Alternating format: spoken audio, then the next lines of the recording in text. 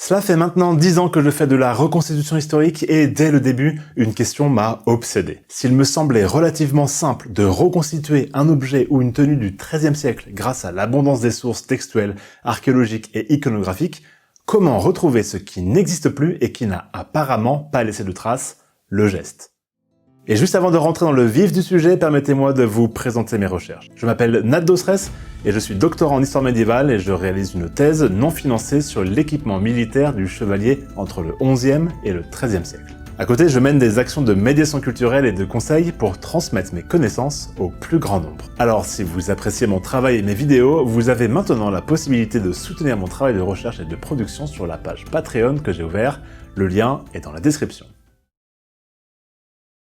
Dans les années 70, les historiens se sont surtout concentrés à faire de l'histoire des mentalités, de l'histoire sociale, de l'histoire culturelle, puis de l'histoire des sensibilités et des représentations. De ce fait, ils ont eu tendance à délaisser l'histoire de la culture matérielle et du geste. Le cinéma hollywoodien a eu très tôt le besoin de mettre en scène des combats historiques et en l'absence de recherche sur le sujet, ils se sont tournés vers des maîtres d'armes d'escrime modernes qui ont adapté leur système à un univers médiévaliste. C'est ainsi que nous héritons de tout un ensemble de clichés et d'idées reçues sur les armes médiévales, mais aussi sur la façon de les utiliser. Et ces clichés se sont propagés jusque dans les documentaires les plus récents. Si dans les 2 premiers épisodes de la série, nous nous sommes d'abord questionnés sur l'aspect symbolique et politique de l'épée au XIIe et XIIIe siècle, puis sur la manière dont l'on forgeait ces armes historiquement et modernement, je vous propose de pousser notre exploration plus loin, son usage. Ainsi, nous retombons sur cette question centrale. Comment retrouver la mémoire du geste qui semble à jamais perdu dans les couloirs du temps? Parce qu'autant reproduire une épée à l'identique est finalement assez aisé, mais comment arriver à restituer avec justesse le geste martial qui lui était associé sans tomber dans des clichés médiévalisants? Toutes ces questions, en tant que jeune chercheur, elles sont au centre de mes préoccupations. Dans le cadre de ma thèse, j'étudie l'évolution de l'équipement du chevalier, son armure et ses armes. Et pour vraiment comprendre cet équipement, il faut aussi comprendre comment il s'en servait, car pour citer mon directeur de thèse, Martin Aurel, une main d'homme tient bien l'épée. Et ça tombe bien, car depuis quelques années, plusieurs chercheurs travaillent sur la redécouverte du geste martial, mais aujourd'hui, on va aller en voir un qui s'est tout particulièrement concentré sur celui des XIIe et XIIIe siècles. Il s'agit de mon co-directeur de thèse, le docteur Gilles Martinez. Attention, si l'épée n'est pas exclusivement maniée par des chevaliers, les informations les plus abondantes proviennent de documents produits en grande partie pour cette catégorie sociale.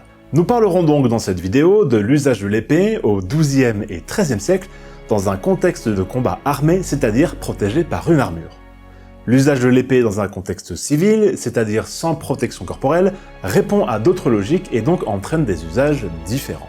Je m'appelle Nat Dosres et ensemble, on va explorer l'histoire.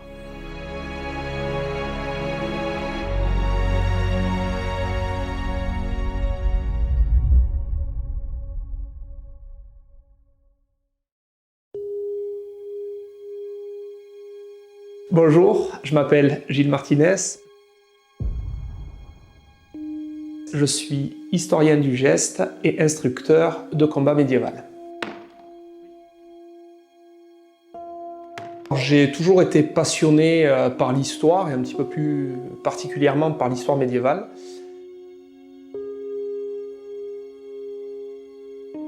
J'ai plusieurs activités. Je suis chargé de cours à l'université de Nîmes où je donne des cours aux premières années jusqu'aux étudiants du master Histoire vivante.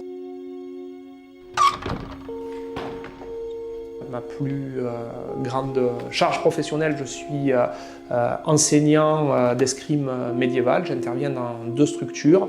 Un club d'escrime classique où je donne des cours sur l'escrime Renaissance et un autre club où là je donne des cours d'escrime médiéval sur 2 traditions essentiellement. Le combat féodal, donc c'est la période des XIe jusqu'au XIIIe siècle, et un système d'un maître italien qui s'appelle Fiore de' Liberi, donc qui est daté de la fin du XIVe, début du XVe siècle.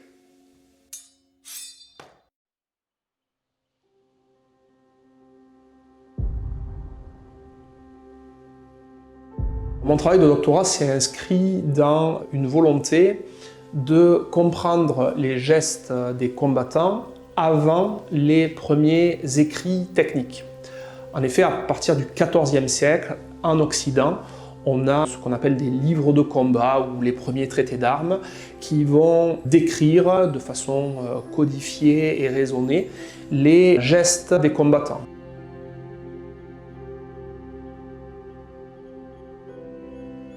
Donc sur cette période-là, sur la fin du Moyen-Âge, 14e et 15e siècle, et bien plus encore après, on a des auteurs, on a des écrits techniques. Moi, j'avais une attirance pour le chevalier des 12e et 13e siècles par son équipement. Je voulais mieux cerner, mieux comprendre la manière d'utiliser l'épée et le bouclier et comment se déroulait en fait un combat de cette période-là.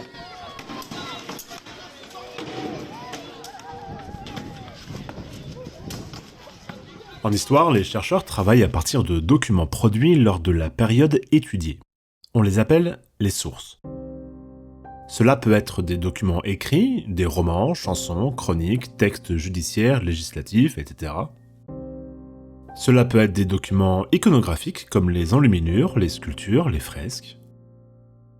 Et cela peut aussi être des vestiges matériels, les sources archéologiques. Quand on n'a pas la chance d'avoir des traités d'armes, comme c'est le cas pour les siècles postérieurs, il faut donc multiplier les sources et croiser entre elles leurs informations pour pouvoir appréhender la gestuelle pratiquée par les combattants. J'ai commencé en fait à étudier au départ l'iconographie médiévale pour essayer d'identifier les postures dominantes, les positions de garde, éventuellement les attaques ou certaines techniques qu'on pouvait avoir.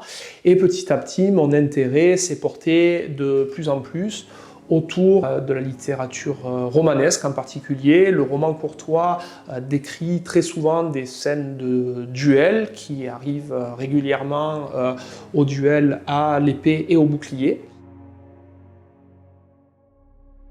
Un des arguments que l'on entend encore malheureusement très souvent est que l'iconographie ne serait que symbolique, avec aucun degré de réalisme, et que les sources textuelles comme les chansons de gestes et les romans ne seraient qu'exagération, hyperbole et démesure.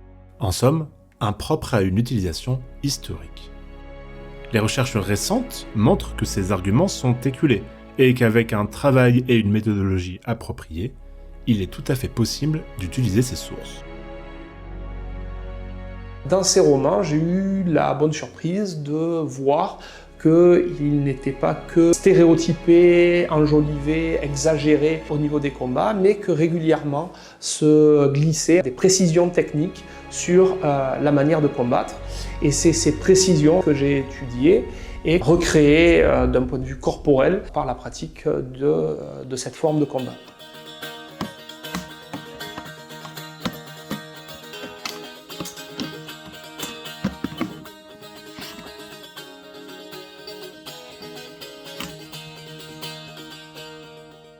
Essayez de voir les chansons de gestes et les romans courtois médiévaux un peu comme nos films de super-héros ou d'action moderne. Évidemment qu'il y a l'exagération, mais l'ensemble est intégré dans un environnement familier qui fait sens pour les spectateurs. Et tout comme nous sommes capables de faire la part des choses entre réalisme plausible et pure exagération dans les films, les auditeurs de l'époque faisaient de même.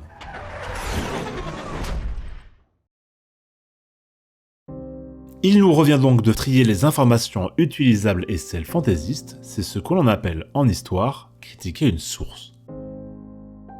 Et tout comme aujourd'hui nous retrouvons dans nos histoires des schémas récurrents lors de l'affrontement entre les héros et son adversaire, il en est de même entre les protagonistes dans les récits médiévaux. Dans les sources des 12e et 13e siècles qui parlent du duel chevaleresque, on a toujours le même schéma narratif qui apparaît. Et ce schéma narratif, cet ordre d'affrontement en fait, avec différentes disciplines, il est lié au prestige pour les chevaliers de ces disciplines. On commence toujours par une phase équestre, une phase de joute en fait, avec la lance et le bouclier, où les deux adversaires vont se charger et chercher à s'atteindre avec leur lance Le plus souvent, dans les sources, on voit des assommements, mais il peut y avoir aussi des fois des atteintes directes qui blessent gravement l'adversaire, voire éventuellement qui le tuent. Si cette phase de joute n'est pas suffisante pour triompher de l'adversaire, va démarrer alors une phase d'escrime où l'épée va être empoignée. Cette phase d'escrime, elle peut quelquefois se faire à cheval, mais le plus souvent, en fait, comme il y en a un des deux désarçonné, voire les deux, des fois les deux se désarçonnent mutuellement, eh bien, les chevaliers passent à pied, même celui qui est resté sur le cheval, généralement, il doit mettre pied à terre. Enfin, en tout cas, c'est un peu une condition morale, c'est mal vu si on ne le fait pas. Et démarre alors une phase d'escrime à l'épée et au bouclier, dans une forme d'escrime qui est grandement basée sur l'endurance du fait des protections. On a une armure de maille qui permet de bien résister au risque d'atteinte directe dans les chairs, coupures, perforations. On a un casque également. Tout ça donne à l'escrime une forme de combat un peu proche de la boxe. Ça ne veut pas dire qu'elle n'est pas technique, mais ça veut dire qu'on va chercher d'autres aspects que la vitesse et la précision comme on a aujourd'hui en escrime classique. On va chercher plutôt des compétences de force, d'endurance, de résistance au coup. Et là, donc, le combat peut durer un certain temps, y compris parce que des fois, il semble qu'il y ait des pauses aménagées entre les combattants. Et on a parfois, à la fin de cet affrontement d'escrime, lorsque des fois les boucliers sont détruits et que les combattants sont fatigués du combat, on a parfois des phases de lutte en armes, donc en armure, qui sont décrites. Alors c'est la partie qui est la moins décrite dans les sources, c'est aussi la moins bien considérée par l'aristocratie de ce temps-là, parce que c'est en fait la forme de combat qui est le plus accessible aux classes populaires. Et donc là, on recherche la soumission de l'adversaire. C'est ce qu'on appelle dans les sources la merci, la grâce qui est demandée par le chevalier vaincu à son vainqueur.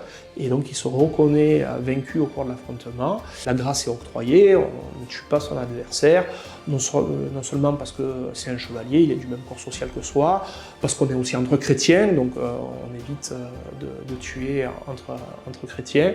Tout un tas de raisons, tout un tas d'interdits moraux, culturels, sociétaux, qui font que la mise à mort entre chevaliers, en fait, c'est pas du tout systématique, parce que celui qui est ennemi un jour, demain il peut être ami, on peut partir sur une même campagne militaire ensemble, parce qu'il y a un comte ou un roi qui nous a appelés, on va partir éventuellement en croisade ensemble, donc c'est alterne très vite, et les conflits du Moyen-Âge n'ont pas cet aspect de guerre à outrance que vont avoir les guerres modernes ou contemporaines.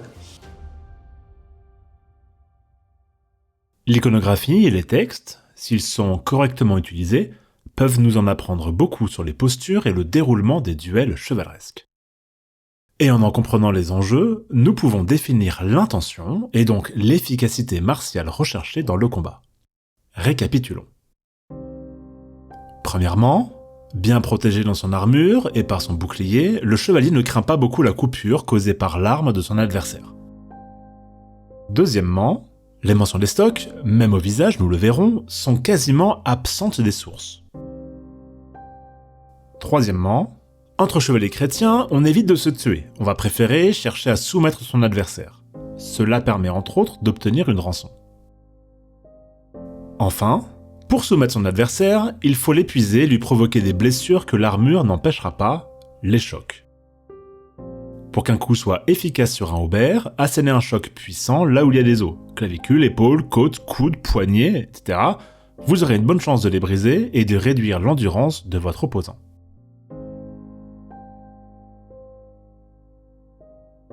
Mais pour délivrer les coups les plus efficaces et maximiser les chances de blessure interne, il convient de tenir son arme correctement. Et c'est là qu'entrent en jeu les sources archéologiques. Parce que pour vraiment comprendre comment les combattants tenaient et donc utilisaient leurs armes, il faut avoir en main des répliques de ces dernières et non de pâles imitations. Prenez une arme avec un poids ou un équilibre très éloigné des pièces originelles, ou une poignée d'épée trop longue, et toute votre expérience sera biaisée. Ici, on est en présence d'une reproduction d'épées dont les formes sont comparables à celles que l'on a sur la fin du XIIe siècle et la première moitié du XIIIe siècle. Sur les épées des typologies des XIIe et XIIIe siècles, la plupart du temps, les poignets ont une longueur assez minime qui fait entre 9 et 10 cm, 9,5 étant vraiment une mesure qu'on voit se répéter et qui semble constituer la norme pour ces épées-là. Dès la fin du XIe siècle, petit à petit, la partie d'abord arrière du pommeau va devenir de plus en plus ronde au point d'adopter comme ici un pommeau qui est complètement rond. Ces deux éléments qui vraiment se répètent dans les sources des XIIe et XIIIe siècles vont nous donner en fait des indications pour la saisie et les textes vont aussi nous donner certains renseignements. Cette épée à cette période-là va toujours être manipulée, va être accompagnée avec le bouclier. On a une saisie qui va s'opérer avec une seule main. Visiblement, les prises trop crispées ne sont pas judicieuses, les chevaliers parfois s'en moquent. Dans les sources iconographiques, avec toutes les précautions que l'on peut prendre là-dessus, là aussi, c'est pas souvent suggéré des positions où le poignet est verrouillé, très crispé, les poings serrés fort ici sur le manche, et c'est des choses dont on pouvait se douter, puisque lorsque le poignet est verrouillé, en fait, on a du mal à tendre le poignet complètement, et on perd de la profondeur dans son attaque. On peut aussi éloigner des prises que l'on a ici, qui sont d'ailleurs plutôt des saisies qui sont orientées pour l'estoc qu'on ne retrouve quasiment pas dans les sources de cette période-là. Donc cette attitude-là, elle n'est pas assez ferme pour de l'escrime en armure. Du fait de l'armure et du fait des gants de maille qu'on va pouvoir avoir sur les chevaliers et de nécessiter quand même d'avoir des coups assez forts, il faut avoir une prise relativement allégée sur les doigts, mais sans pour autant crisper en fait la main. Ça semble être la position classique. Et dans cette position classique, il y a quelque chose qui apparaît, c'est que l'arrière de la main, là, la zone au contact de l'auriculaire, va se placer en contact du pommeau, et donc lorsque l'on va frapper, en fait, on va avoir cette zone du pommeau qui va s'appuyer sur cette zone de la main, et ce qui va permettre en fait à la fois de pouvoir allonger assez bien le bras tout en ayant un bon contrôle de sa lame. Donc c'est la prise qui semble en fait se dessiner au fur et à mesure du travail que l'on fait avec des objets qui ont le bon poids, la bonne longueur de poignet, le bon centre d'équilibre, et qui permettent de donner des coups puissants avec les contraintes qu'on peut avoir sur l'armure, par exemple, des XIIe et XIIIe siècles, les moufles de maille comprises. On est sur une prise, on va dire, qui est ferme, mais pas trop crispée, avec une pince qui se fait entre le pouce et l'index. Ferme, mais pas trop crispé de façon à pouvoir délivrer des coups puissants sur son adversaire. Bon, je commence à voir un peu mieux où l'on va.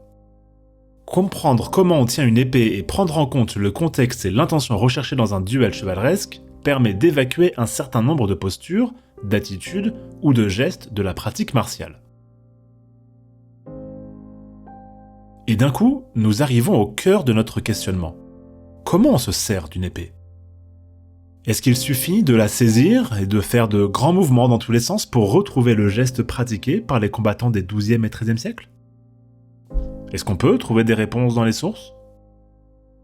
Au niveau des coups portés avec l'épée, dans les sources, on a des indications qu'on peut classer en 4 groupes différents. Le premier groupe, c'est celui des vulnérants qui vont être utilisés avec l'épée.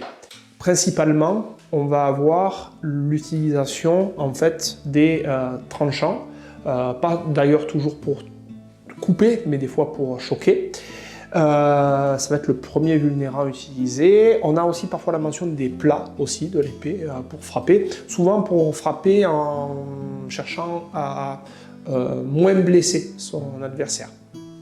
Autre vulnérant qui va être présent, ça va être toute le système de la croisée, donc les deux quillons de garde ou le pommeau, qui vont pouvoir aussi percuter. Donc on trouve cette logique de choc, hein, encore une fois, ici. Et de tout ça, le vulnérant le moins mentionné sur la période des 12e et première moitié du XIIIe siècle, c'est l'estoc, c'est la pointe de l'arme qui apparaît le moins souvent dans les sources. C'est l'ensemble en fait, de l'épée qui peut servir au combat, avec une très nette domination de l'usage des tranchants. C'est vraiment plus de 90% des occurrences, c'est avec le tranchant de l'arme. Donc ça c'est le premier élément. Deuxième élément, lorsqu'on frappe, et on va se concentrer un peu plus sur les coups de taille, hein, les coups avec le tranchant, lorsqu'on frappe, on va avoir la profondeur de la frappe qui peut apparaître, soit des attitudes donc bras longs, c'est-à-dire le bras complètement étendu, soit des attitudes où le bras est plus près du corps, ce qu'on appelle des fois bras courts. La main va être plus près de la hanche. Les coups visiblement les plus craints, les plus violents semblent être ceux qui sont donnés à bras étendus, le bras long, c'est le bras étendu, c'est la mention qu'on a dans les sources. Souvent on compare par exemple ces coups d'épée comme avec des coups de hache où on frappe voilà, à la cognée, bras tendus, on est sur ces gestuels-là. On a un petit peu plus de précision sur le troisième aspect, ça va être celui des axes de coupe. Les axes de coupe, on a là aussi une très nette domination des coups descendants. Les coups qui partent du haut et qui vont vers le bas, donc qui vont souvent se concentrer pour la période féodale sur la tête, les épaules, un peu plus les bras. Après, on peut aussi atteindre les jambes avec ce type de coup-là. Donc c'est vraiment, là aussi, 95%, voire même davantage des occurrences, des coups de taille, ce sont des coups descendants. On a aussi quelques mentions de coups horizontaux, qu'on appelle des fois médians, et de coups remontants. Mais ces coups, en fait, apparaissent vraiment de manière très minoritaire dans les sources. On a quelques occurrences de ce type de coups qui semblent un peu originaux, en fait, un peu surprendre parfois l'adversaire, et qui ne sont pas du tout, en fait, les coups les plus fréquemment donnés, en tout cas les plus fréquemment décrits dans les sources. Il y a un dernier aspect, en fait, dans les sources, c'est celui de la latéralité. Cet aspect-là a un petit peu disparu aujourd'hui dans l'escrime moderne. On parle par exemple essentiellement que des coups droits pour attaquer, alors que dans les sources historiques, on a bien deux latéralités, le coup droit et le revers. On a la même chose dès la période féodale. On a des attitudes dans l'iconographie qui suggèrent en fait les deux latéralités, notamment des attitudes autour de l'épaule gauche, l'épée qui va être armée au-dessus ou en dessous le bouclier, qui va suggérer qu'on puisse frapper également du revers.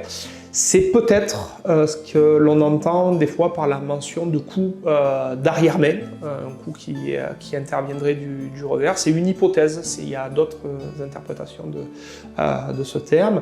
Et au niveau des coups droits, on a la mention par exemple de coups naturels, de coups directs, qui semblent bien sûr les plus fréquents, voilà, par des soucis en fait, naturels, biologiques et biomécaniques, mais ce ne sont pas les seuls, et on va parfois frapper également avec des axes de coupe qui viennent du revers, un peu comme au tennis quelque part aujourd'hui.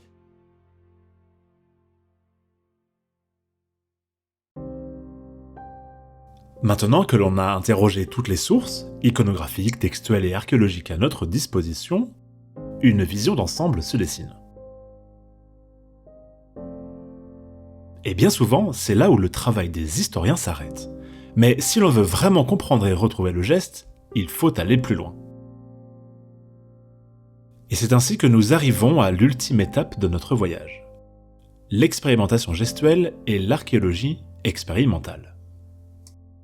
Durant mon travail de doctorat, j'ai effectué en fait non seulement des recherches classiques, mais également ce qu'on appelle de l'expérimentation au sens scientifique du terme.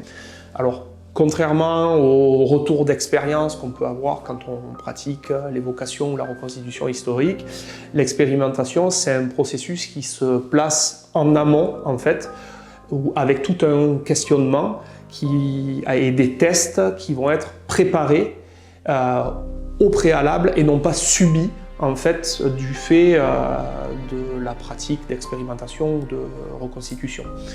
L'expérimentation scientifique, d'ailleurs, c'est pas quelque chose qui a été mis au point par des historiens ou des archéologues. Au départ, c'est quelque chose qui vient du monde médical et de la biologie. C'est Claude Bernard qui définit en fait les étapes du processus expérimental par 6 étapes: observation, hypothèse, expérimentation, résultat, interprétation, conclusion. Processus qui s'est affiné ces dernières années, on a remplacé quelques éléments, ou précisé quelques éléments. On parle plutôt du processus diphtérique aujourd'hui pour données initiales et problématiques qui ont remplacé, et complété les 2 premières étapes. Ce processus qui est toujours appliqué en sciences naturelles a été incorporé petit à petit dans d'autres éléments de la recherche par les archéologues, notamment les préhistoriens, pour faire parler les objets trouvés dans les recherches archéologiques préhistoriques, et de plus en plus par les historiens et les archéologues des périodes postérieures pour interpréter des textes au niveau gestuel ou des images sur les mêmes plans, et donc pour mieux comprendre certains gestes qu'on voit décrits ou représentés sur ces sources-là. Donc c'est ce travail-là en fait, que j'ai fait moi pour le geste technique du chevalier des XIIe et XIIIe siècles. Donc j'ai cherché à faire parler en fait les images et les textes à travers donc le processus de l'expérimentation gestuelle. Un autre élément, un autre process expérimental qu'on peut faire, c'est celui de l'archéologie expérimentale, donc expérimentation gestuelle et archéologie expérimentale. L'archéologie expérimentale, c'est la même démarche, mais au lieu de questionner des images et des textes, on va questionner directement l'objet. L'objet, par sa forme, par son poids, par son point d'équilibre par exemple, va nous donner des renseignements sur ce que l'on peut faire avec et ce que l'on ne peut pas faire, ou en tout cas pas faire de manière efficace avec. Retrouver le geste martial quand on ne possède pas de traité historique est un exercice ardu. Il faut assimiler et croiser un très grand nombre de sources historiques pour tenter d'en tirer des informations crédibles.